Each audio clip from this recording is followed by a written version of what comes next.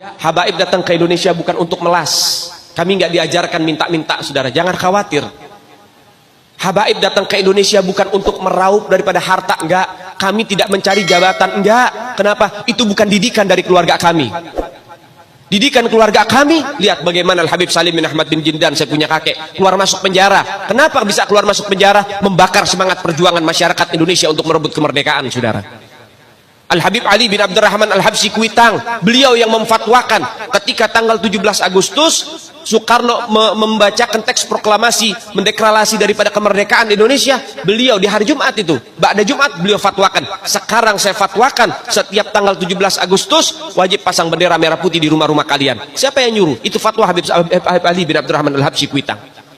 Bendera merah putih, siapa yang memberikan instruksi kepada Bung Karno untuk membuat bendera merah putih sebagai bendera Indonesia? Itu adalah fatwa Al-Habib Idrus bin Salim Al-Jufri Palu Al-Khairat. Lambang negara Garuda, siapa yang buat? Al-Habib Asy-Syarif Hamid Al-Gadri dari Pontianak, keluarga baginda Nabi Muhammad. Lagu 17 Agustus, Pramuka, lagu syukur, siapa yang buat? Al-Habib Husain Al-Mutahhar dari Semarang, dzurriyyat baginda Nabi Muhammad. Jadi Anda jangan berpikir, ini habaib di Indonesia jasanya apa? Banyak, itu yang baru kecatat. Itu yang baru ketahuan. Masih banyak lagi daripada keluarga Nabi Muhammad yang tidak mau masuk buku karena perjuangannya ikhlas karena Allah dan Rasul. Banyak, saudara. Siapa Imam Bonjol? Semua pasti bilang pahlawan. Betul apa enggak? Imam Bonjol pahlawan Indonesia bukan? Pahlawan nasional bukan? Sekarang siapa namanya Imam Bonjol? Al-Habib Muhammad Syahabuddin, beliau habaib dari kalangan bin Syahab. Imam Bonjol itu bin Syahab, masih daripada kakeknya Habib Rizik, saudara sekalian. Nggak usah nunggu 100 tahun, 50 tahun ke depan kalau hari ini kita tidak suarakan. Mungkin sejarah yang akan dinikmati oleh anak-anak kita itu akan berbelok kepada sejarah Yaman semua, sejarah Bahlawi semua. Para pahlawan itu bisa akan menjadi Bahlawi semua, dan kemudian kita akan menjadi bangsa inferior yang nanti anak cucu kita akan mengumpat kita sebagai kakek mereka, sebagai kakek-kakek yang tidak mempunyai rasa tanggung jawab terhadap negara. Buktinya bahwa pahlawan-pahlawan semuanya adalah orang-orang Yaman, bahwa pahlawan-pahlawan negara kita yang makamnya dijarahi orang, yang makamnya dihormati, semuanya adalah dari Bahlawi. Orang Jawa, orang Sunda, orang Dayak, orang Batak, semuanya itu tidak lagi dibanggakan oleh anak keturunan mereka di masa yang akan datang. Nah, kemudian bangsa kita ke depan akan menjadi bangsa inferior yang akan menjadi budak dari bangsa lain.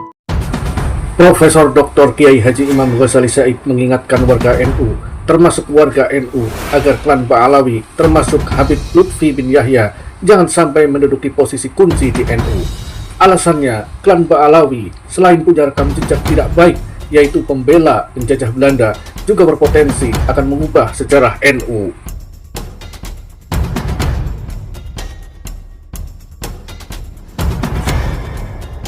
Bahkan dengan tegas, Kiai Imam Ghazali Said mengatakan sebagian klan Ba'alawi bahkan berani bohong dan membuat hadis palsu.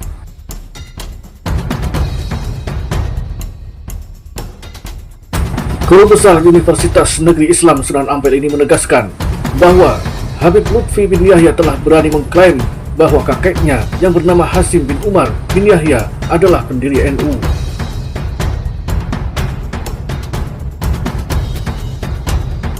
Klaim sepihak dari Habib Lutfi itu langsung dibantah dengan keras oleh Imam Ghazali.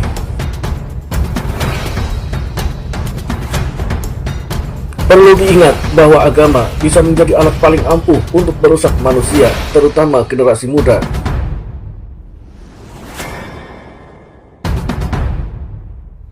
Ketika para generasi muda membaca atau belajar pada kitab-kitab yang dibawa oleh klan Ba'alawi, mereka akan mudah terpengaruh.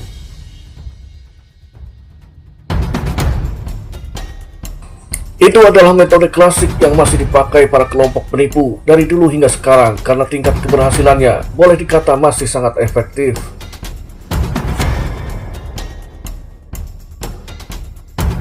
Jika para generasi muda terjebak dalam pemahaman buku-buku dan kitab-kitab Ba'alawi, dan di sisi lain, para ahli sejarah diam atau bahkan mendukung sepak terjang Ba'alawi, maka inilah yang akan terjadi.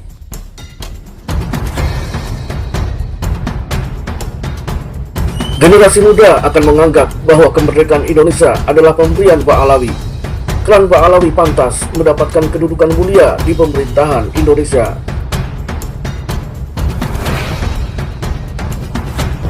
Klan Pahlawi lebih terhormat karena dianggap keturunan pejuang kemerdekaan dan lebih pantas menjadi pemimpin-pemimpin yang duduk di kursi-kursi penting di negeri ini.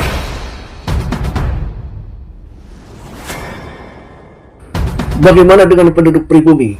Seperti yang sudah banyak beredar, penduduk pribumi sepertinya jatuh harga diri mereka ketika sedang berhadapan dengan klan Pahlawi.